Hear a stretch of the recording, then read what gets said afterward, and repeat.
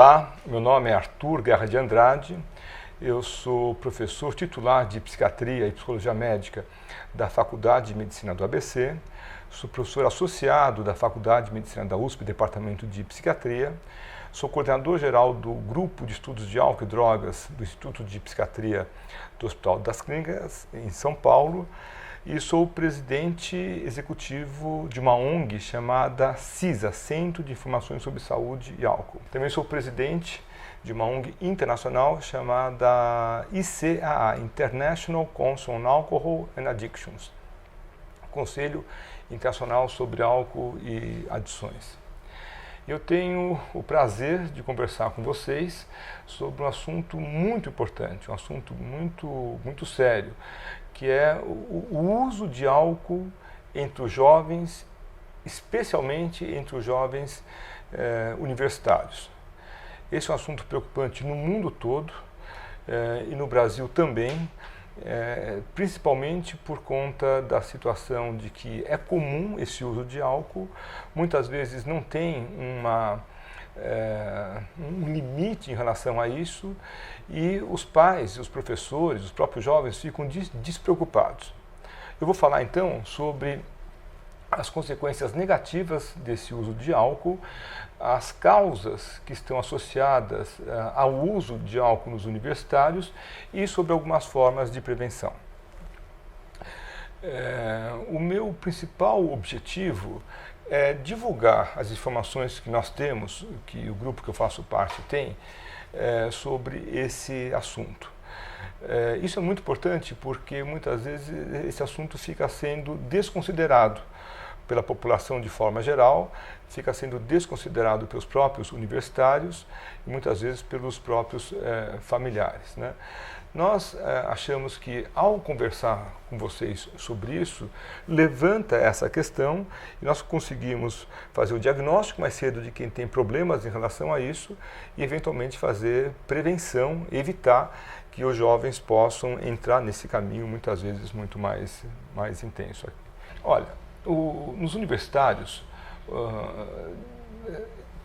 também, mas na população, o uso de álcool está muito associado com álcool e direção. Nos universitários isso fica mais forte, porque os universitários muitas vezes têm uma certa onipotência em relação a isso. Eles acham que eles podem beber e dirigir, que não vai acontecer nada com eles.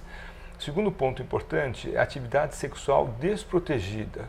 Quer dizer, o universitário, ao consumir mais álcool, ele, moço, ou ela, moça, fica mais vulnerável a ter essas relações sexuais, às vezes indesejadas, ou ter uma gravidez indesejada, alguma doença venérea, alguma agressão de ordem sexual por conta disso. Isso realmente tem sido bastante preocupante na nossa comunidade em vista dessas situações de violência, especialmente contra as mulheres, contra as moças universitárias nos últimos meses no estado de São Paulo. Um outro ponto importante que existe é o número de brigas, de violência e inclusive de mortes por conta do uso de álcool nos universitários. Isso está especialmente ligado às celebrações, às festas ou algumas competições, às vezes competições esportivas e às vezes outros tipos de competições que existem até entre universidades para ver quem bebe mais, né, nesse sentido. Além desses problemas que eu acabei de falar, existe um outro que é o rendimento acadêmico difícil ou prejudicado. O universitário que começa a usar mais álcool acaba tendo um rendimento acadêmico pior, seja porque ele falta mais, porque ele não consegue ter respostas positivas e nas avaliações ele acaba ficando às vezes dependência ou repetindo de ano por conta desse uso de álcool. Um outro ponto importante também que existe de forma geral é o que a gente chama de amnésias alcoólicas ou blackouts alcoólicos. Durante eventos, festas, especialmente quando o jovem bebe a mais num período curto de tempo, ele às vezes fala ou faz coisas e se esquece totalmente. Não tem lembrança do que aconteceu naquele período. E é muito comum, depois de ter essa situação, no dia seguinte, eles falam, puxa, mas lembra, você combinou que a gente ia sair, que a gente ia jogar bola, que a gente ia almoçar, que nós íamos estudar juntos? E o universitário, ele ou ela falam, eu? Não, eu não combinei nada. Você combinou, tinha um monte de gente olhando. Não, eu não combinei. Ele esquece, dá o nome de blackout, ou amnésia alcoólica comum, né? E a última situação que existe é, de fato, uma piora na qualidade de vida quando o universitário começa a beber álcool mais cedo, se expondo mais a essas situações negativas pelo consumo dessa bebida, né? Do ponto de vista geral, o universitário que bebe álcool, bebe em excesso. Deixa eu explicar, nós não somos contra o uso de álcool, evidentemente nós somos contra o uso de álcool em menor de idade, mulheres grávidas, pessoas que têm dependência do álcool, não podem beber álcool, pessoas que estão tomando remédios, antibióticos, aí nós somos totalmente contra. Mas nós não somos contra o uso de álcool, somos contra o uso de álcool por menor de idade. Se tiver um universitário menor de idade, não deve beber álcool, evidentemente. Mas de forma geral, esse consumo crônico de álcool durante a universidade acaba dando um prejuízo para a sociedade maior, porque a sociedade investe na universidade, quem paga salário de professor são muitas vezes governos, né? Os empreendedores, e acaba tendo um rendimento ruim do universitário que faz uso forte de álcool, porque ele acaba não respondendo de forma satisfatória às expectativas que a sociedade tem em relação a isso daí, né? Que fatores tornam os universitários mais vulneráveis ao abuso de álcool? O que eu quero dizer é o seguinte, por que o universitário, muitas vezes, sabendo que não deve beber a mais, por que ele fica tão vulnerável? Por que em vários estudos que nós temos, nessa camada dos universitários que existe o mau consumo? É mais do que na adolescência, evidentemente, mais do que na idade adulta, mais do que nos idosos, mais do que em diversas profissões. Tem uma forte associação entre estar na universidade e fazer uso forte, uso mais intenso de álcool por muitos universitários, né? Por que isso é importante? Porque muitas vezes coincide a entrada do universitário na faculdade por volta dos 18 anos com a legalização para que ele possa beber. Quer dizer, então, é permitido que ele possa beber, ele é um adulto, ele pode votar, pode dirigir carros, ele é responsável de forma criminal, ele pode beber álcool, né? E até então ele não podia beber álcool. E isso acontece exatamente quando ele entra na faculdade. Além disso, o universitário, ele está num período de transição, ele está saindo da adolescência, está saindo muitas vezes de um ambiente muito protegido pelos pais e está indo para uma vida mais solta, está indo para uma vida muito mais livre, onde ele deve ser o responsável pelas ações e pelos comportamentos dele. Além disso, ele entra num novo ambiente, muitas vezes estressante, com novas matérias, com outra forma de ensinamento, com novos amigos, e ele fica muitas vezes preocupado, querendo render de forma boa, porque ele está na vida pré-profissional, né? Ele quer já buscar o seu status, o seu lugar na sociedade, né? Da mesma forma, os universitários bebem porque eles querem ser aceitos socialmente. Está num grupo que todo mundo bebe, ele deve ser igual a esse grupo, igual aos seus pares, e acaba bebendo. E eles fazem isso porque eles acham que os seus pares acham que é legal beber. Então, ele vai beber para ele poder ser aceito da mesma forma em relação aos seus pares, né? Os universitários, como eu disse, bebem mais do que outras camadas da população, e esse é um fator que não acontece no Brasil só, mas de forma geral no mundo todo. E eles não têm uma característica definida em relação ao que é uma dose de álcool, o quanto que eles podem beber. Para o mundo todo, uma dose de álcool é uma quantidade de álcool, de alguma bebida alcoólica, que tem por volta de 12 gramas de álcool puro. O que isso significa na prática? Na prática significa que tanto faz você beber uma lata de cerveja ou você beber uma taça de vinho ou uma batida, uma caipirinha de vodka, uma dose de uísque, todas têm o mesmo teor de álcool puro, digamos assim. Uma lata de cerveja, em geral, tem 330 ml, com um teor alcoólico de 4 graus. Já uma taça de vinho tem 120 ml com um teor alcoólico de 14 graus, de 13 a 14 graus, enquanto uma dose de uísque, uma dose de cachaça, uma dose de vodka tem em geral 40 ml com 40 graus Gay-Lussac. Para o corpo humano, ele recebe isso como se fosse a mesma quantidade de álcool puro. Por isso que na hora que você estiver dirigindo o carro e o policial pedir para você fazer o teste do bafômetro, tanto faz você ter tomado ou uma lata de cerveja ou uma taça de vinho, que tem um volume maior, mas tem uma quantidade, tem um volume menor, mas uma quantidade de álcool puro maior, ou uma dose de uísque, uma dose de cachaça. O efeito é o mesmo. E por que isso nos universitários tem uma característica especial? Porque existe um padrão de consumo chamado beber pesado episódico. Beber pesado episódico é quando de uma vez só o rapaz bebe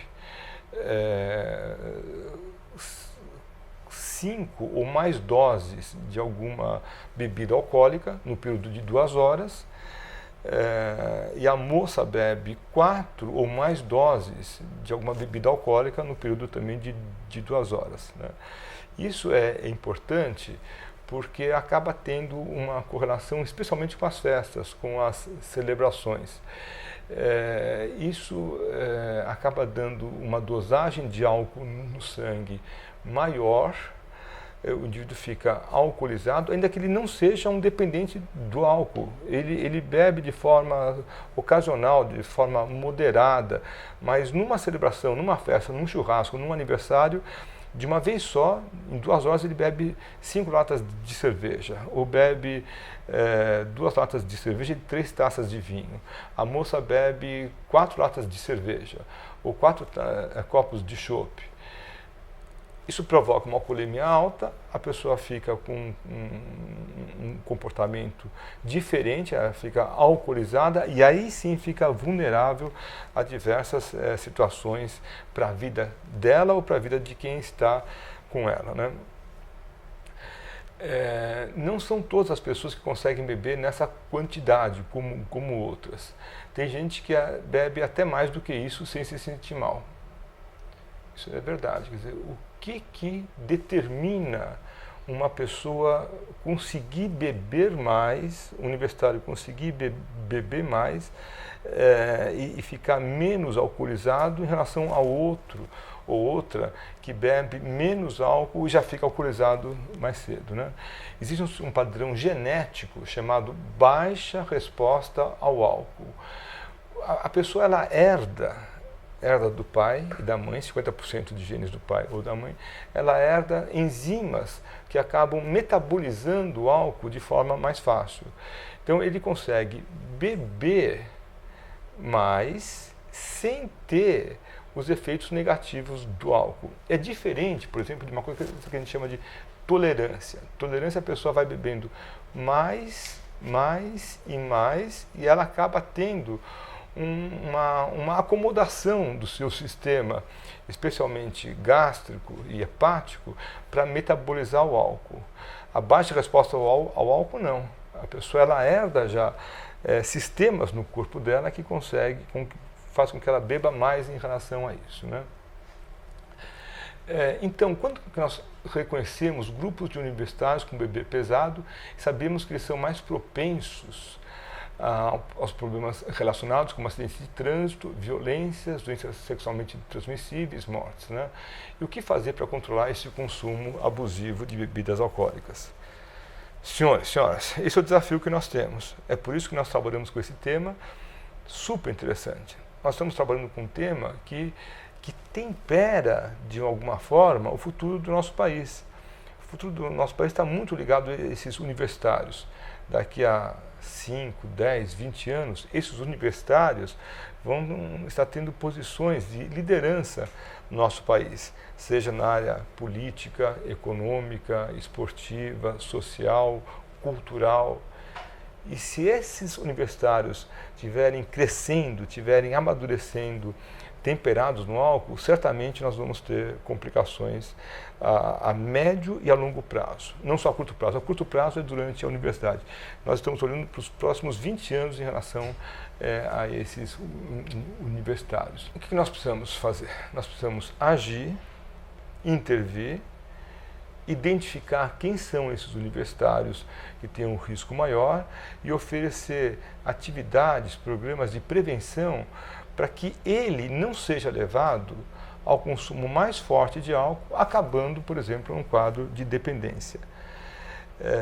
Essa dependência vai ter sempre uma negação, faz parte do quadro clínico, e durante essa fase inicial na universidade, isso vai ser levado como brincadeira, com pouca consideração pelo próprio universitário e pelos seus amigos, porque eles não conseguem ver naquele momento os efeitos negativos que estão programados para o futuro, em 10, 15 ou 20 anos, a partir daquela data, né?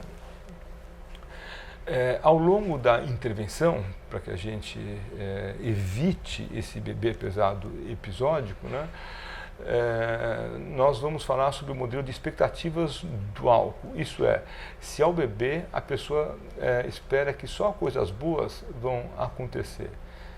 Essa é a razão principal porque as pessoas bebem, né? Existe um certo relaxamento no contato inicial com a bebida alcoólica, existe uma inibição das inibições do ponto de vista farmacológico, a pessoa consegue falar mais fácil, ser mais loquaz, rir com mais facilidade, se sentir mais solta, e muitas pessoas ficam nesse cenário. Alguns universitários vão usar esse ambiente para dar um salto, para dar um pulo em relação a isso daí e vão beber mais, perdendo o controle disso. Nós vamos falar sobre o estresse que está implícito no cotidiano, na vida, no dia a dia dos universitários. E na etapa sobre o estresse, vamos falar sobre formas saudáveis de lidar com esse estresse. O estresse faz parte da vida que nós temos, né? Não existe uma vida sem estresse, pois sabemos que beber para lidar com o estresse é um caminho nocivo para a saúde e ligado ao risco de praticar o famoso beber pesado episódico. Isso que eu acabei de falar, que de uma vez só ele bebe muito, ainda que ele possa ficar vários dias ou várias semanas sem ter o uso de álcool. Mas quando ele vai para aquela festa, quando vai para aquela celebração, acaba tendo esse tipo de contato. Em um grupo onde a maioria bebe de forma exagerada, a maioria passa a achar que essa é a forma normal do consumo. Porque se está todo mundo bebendo de forma bastante intensa, o universitário acha que ele faz parte em relação a isso. Se um grupo bebe em quase 100% das experiências vividas, todos passam a achar que o normal é ter o hábito de beber com tanta frequência. Eles não conseguem ver nessa fase, senhores e senhoras, de que o perigo começa a existir, mas eles falam, comigo não, eu não vou ter esse tipo de problema porque eu consigo beber de forma controlada, de forma social, eu não vou ter problemas em relação a isso daí, né? O aluno pensa que está tudo bem ele beber como os outros amigos bebem. E não consegue ver que está todo mundo bebendo muito, ele também bebe muito e acaba tendo então um risco maior para ele ou para ela, como especialmente nessas celebrações. O consumo de álcool nesse padrão chamado beber pesado episódico foge ao padrão de consumo mais comum, não é o padrão comum mesmo, né? O padrão de beber pesado episódico, da forma frequente, como alguns grupos de universitários fazem, é mais praticado do que qualquer outro grupo nos estudos epidemiológicos, nos estudos científicos que nós já fizemos em relação a isso, né? E as mulheres, que sempre beberam menos do que os homens, estão cada vez mais acelerando essa quantidade de álcool e indo para padrões muito próximos aos rapazes, né? Nós vamos trabalhar com uma ideia de pesquisa para os jovens universitários, que é basicamente nós vamos mostrar vídeos sobre o assunto, onde a gente possa identificar, ele possa ser identificado no vídeo, aquele que tem baixa resposta ao álcool. E nós vamos passar essas informações para essas pessoas que possam ser identificadas em relação a isso, né? Isso num grupo. No outro grupo, nós vamos passar as técnicas de comportamento para prevenir o uso do álcool de forma geral. Nossa ideia é nós trabalharmos numa universidade, na USP, Universidade de São Paulo, comparando esses dois grupos. Serão trabalhados conceitos importantes como habilidade de recusa. Difícil às vezes para o jovem falar, não, obrigado meu amigo, eu não vou beber, né?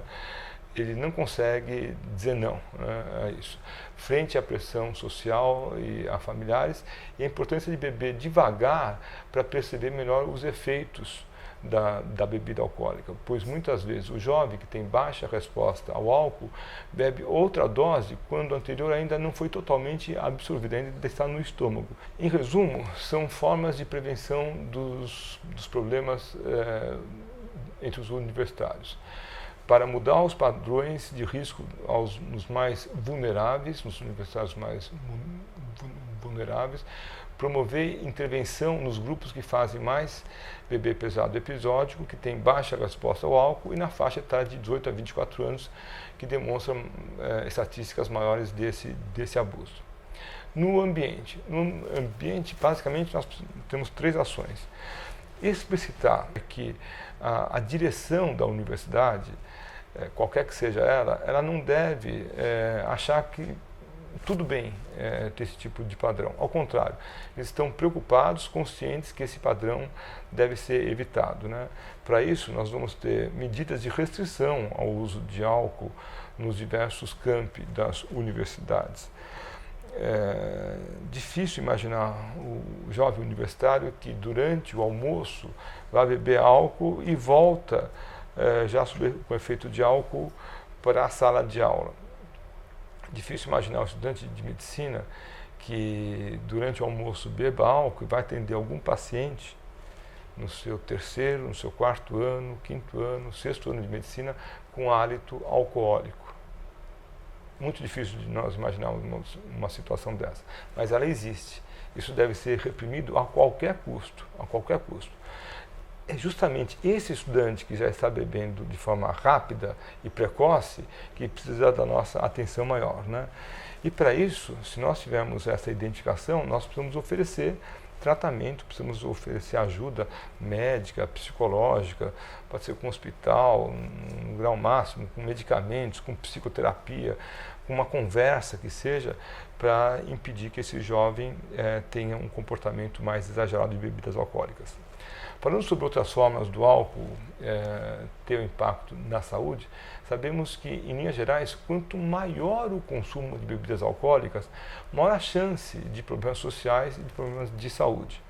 Quanto mais a pessoa bebe, mais chance ela tem de ter alguma dificuldade em relação a isso. E que fatores influenciam se uma pessoa tende a beber mais do que a outra? Número 1, idade. Então, as crianças bebem menos do que os adolescentes bebem menos do que os universitários. O universitário é a camada da população que bebe mais. Os adultos também bebem de forma importante e os idosos também, né? Gênero. Homens bebem mais do que mulheres, porém, cada vez mais as mulheres estão bebendo cada vez mais cedo em quantidades maiores. Esse é um cenário preocupante, porque as mulheres muitas vezes querem ter uma igualdade em relação aos papéis que os homens fazem, papéis na sociedade, papéis no esporte, papéis de forma no geral, né? E um deles é o papel também de beber mais. Poder aquisitivo. Quando o país tem uma evolução econômica positiva, quando tem mais dinheiro no bolso, maior chance de fazer o consumo de bebidas alcoólicas. Ao contrário, quando o país passa por uma recessão ou passa por uma diminuição na sua economia, as chances acabam sendo menores, porque para beber muitas vezes o indivíduo precisa gastar dinheiro em relação a isso. Um outro fator importante que tem são os fatores genéticos, por exemplo, com uma baixa resposta. Existem famílias que conseguem metabolizar o álcool de forma mais rápida e bebem mais. O avô era assim, o pai era assim, o filho é assim, o neto vai ser assim. Existem outras famílias, por exemplo, orientais, muitas vezes mulheres orientais, que um pouco de álcool já dá um efeito negativo. Um pouco de álcool já dá um efeito não agradável. A pessoa fica com o rosto vermelho, chamado flushing, com dor de cabeça, às vezes fica com tosse, se sente mal, azia, má digestão. Ela não metaboliza bem o álcool. A pessoa evita de ter o consumo do álcool porque o álcool não vai dar prazer como dá para muitas outras pessoas, né? Por que o álcool é importante para a saúde, de forma geral? O álcool está associado a mais de 200 problemas ou doenças que são derivados do seu consumo. O álcool ele é muito democrático, ele age na cabeça, ele age nos pulmões, no coração, ele age nos rins, no fígado. O fígado é o local onde ele é metabolizado, nos músculos. Ele age por todo o corpo humano. E algumas pessoas vão ter uma tendência a ter um problema mais forte em relação a esse uso de bebidas alcoólicas. Algumas pessoas, por exemplo, vão ter uma tendência a ter uma pancreatite, uma cirrose, uma cardiopatia alcoólica, uma demência alcoólica. Nós não sabemos de antemão quem é aquele indivíduo, quem é aquele moço, aquela moça que ao beber mais álcool vai ter um risco de ter uma doença desse tipo, né? Além disso, existem prejuízos sociais, porque quem bebe muitas vezes não bebe sozinho e traz consequências negativas para quem está morando junto, para os seus filhos, para os seus pais, para os seus amigos, para a esposa, para a namorada, para a noiva, né? Ou especialmente também ligado ao ambiente de trabalho. No ambiente de trabalho, a pessoa que bebe, ela acaba prejudicando os seus amigos, especialmente se bebe durante o horário de trabalho. Isso acaba tendo um efeito, um contexto profissional bastante ruim. Uma outra questão que existe mães que já têm dependência do álcool e que bebem durante a gravidez. Mães que já têm dependência do álcool e que bebem durante a gravidez. Na placenta não há nenhum filtro entre o álcool e o feto, entre a mãe e o feto. O álcool passa diretamente, né? E isso daí acaba afetando, então, essa criança com uma diminuição do peso ao nascer, muitas vezes com um retardo motor, com um retardo mental, às vezes nasce com uma prega no canto do olho, alterações faciais, uma ausência desse filtro, que é uma saliência que tem em cima do lábio superior. E isso pode ser totalmente evitável se não tiver uso do álcool durante a gravidez, né? Mas, sem sombra de dúvida, o que é mais importante quando a pessoa bebe muito é um quadro chamado dependência do álcool ou alcoolismo, né? O que é isso na prática, né? Na prática é uma situação onde a pessoa bebeu durante muitos anos e o álcool foi sempre um amigo dessa pessoa. E, de repente, sem a gente perceber, sem o indivíduo perceber, o álcool se tornou essencial para que a vida dele ou dela fique estável, fique boa. Ou seja, o álcool que sempre foi dado, foi bebido para dar prazer, ele é bebido, ele é usado para evitar o desprazer que a pessoa tem, a falta de prazer que a pessoa tem quando ela não bebe o álcool. É assim mesmo, a pessoa tem que beber depois de ter bebido durante muitos anos, em geral 15 anos para os homens, 12 anos para mulheres, se a pessoa não tiver o álcool, ela não se sente bem. Ela entra num quadro chamado síndrome de abstinência.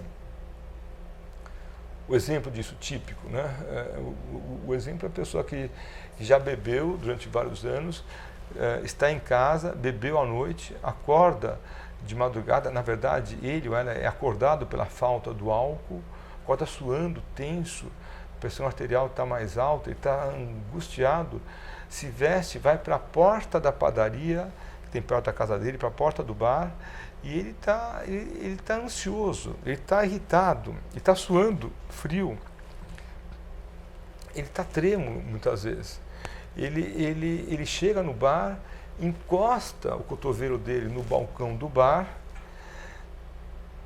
e olha de forma assim bastante desesperada, sem trocar uma palavra, para o dono do bar, ou para o rapaz que está fazendo o primeiro café da manhã no bar, ou que está limpando o bar. O dono do bar conhece aquele senhor, porque todo dia de manhã ele vai lá, dá uma dose de pinga, muitas vezes porque a pinga é mais barato, cachaça, destilado. Ele não consegue, às vezes, pôr a dose na mão, na boca, porque a mão dele está muito trêmula. Ele tenta fazer com as duas mãos, mas às vezes não consegue, cai. É o dono do bar, ou é o outro alcoólatra que chegou mais cedo, ou é alguém que está passando lá, que dá o primeiro gole na boca dele. Ele bebe aquilo, tem um alívio imediato, sensação de bem-estar, aquilo é necessário para o corpo dele. Muitas vezes ele acaba de tremer naquela hora, ele fica mais calmo, a dosagem de álcool no sangue começa a aumentar, e quando mais tarde essa dosagem de álcool, essa alcoolemia começar a diminuir, ele tem que beber outra vez. Ele fica tão desesperado, senhores, que ele bebe qualquer coisa. Se ele está no bar, ele vai beber destilado, mas se ele estiver em casa, ele bebe cândida, perfume, ele bebe gasolina, bebe até álcool puro, álcool de limpeza. O gosto é forte, ele coloca limão, groselha, laranja, para disfarçar um pouco esse gosto, queimando todo o esôfago, o estômago dele. Ele não bebe porque ele gosta, ele bebe porque se ele não beber, ele entra num quadro de síndrome de abstinência, cujo grau máximo chega a um quadro chamado delirium tremens, onde ele fica confuso, desorientado, vê bichos, ouve vozes, e se beber álcool, pronto, ele tem uma melhora em relação a isso, né? Esse indivíduo, ele tem que receber tratamento. Esse indivíduo, ele precisa de tratamento. Ele tem que ir para algum centro de saúde, para um CAPS. CAPS é Centro de Atenção Psicossocial, um CAPS AD, álcool e drogas, para um hospital, para uma unidade básica de saúde, mas alguém ligado à saúde tem que avaliá-lo para ver se ele precisa tomar algum medicamento, se ele precisa de alguma hidratação, eles ficam muitas vezes desidratados, se ele precisa de algum apoio em relação a isso daí, né? Na falta disso, ele pode ser internado, uma situação clínica, levando a um quadro dessa forma, né? Quais são os aspectos importantes, então, para o tratamento do alcoolismo, né? Precisa saber se ele consegue parar de beber sem ser internado, né? Se ele consegue parar de beber em casa, por vontade própria e com auxílio da equipe de saúde, com médicos, psicólogos, enfermeiros, assistentes sociais, né? Precisa saber se ele vai ter um segmento com um psiquiatra. Se ele estiver tomando algum medicamento psiquiátrico, obviamente vai ter que ter um psiquiatra prescrevendo, assinando, dando esses remédios, né? Muito importante. Se ele tem uma ligação, ele pode ser encaminhado para um grupo muito sério que existe no país, no mundo todo, chamado Alcoólicos Anônimos. É um grupo de alta credibilidade. Algumas pessoas vão lá e não se identificam com o modelo, mas muitas se identificam, e eu acabo orientando os meus pacientes que passem, que tentem esse contato com um grupo muito sério, que são os alcoólicos anônimos. Junto com os pacientes, os familiares também precisam de uma orientação. Os familiares, às vezes, querendo ajudar, atrapalham, querendo ajudar, boicotam tratamento, né? Escondem, mentem para o paciente. Então, os familiares é fundamental que eles recebam uma orientação em relação a isso, né? Nosso grupo, onde nós trabalhamos, atividade física é fundamental. Muitas vezes, a atividade física, caminhar, nadar, correr, fazer qualquer atividade física, acaba sendo essencial em relação a isso daí, né? E haverá encaminhamento para outras especialidades caso exista uma necessidade, como médicos de outras, médicos clínicos, médicos gastroenterologistas, o médico cardiologista se o paciente tem uma cardiopatia alcoólica. Muito importante lembrar que o tratamento é de longo prazo, as recaídas são frequentes e é preciso rever sempre as fases do tratamento para ser possível contemplar a evolução dessa pessoa que tem o problema em relação a isso. Senhoras e senhores, eu espero que eu tenha conseguido transmitir os conceitos de forma a ajudar na compreensão do problema super sério que é o abuso de álcool. Eu foquei mais nos universitários, mas esse assunto serve para toda a população. E espero poder ter ajudado quem tem alguma dificuldade em relação a esse tema para ter coragem e para poder enfrentar essa situação. Muito obrigado pela atenção dos senhores e das senhoras.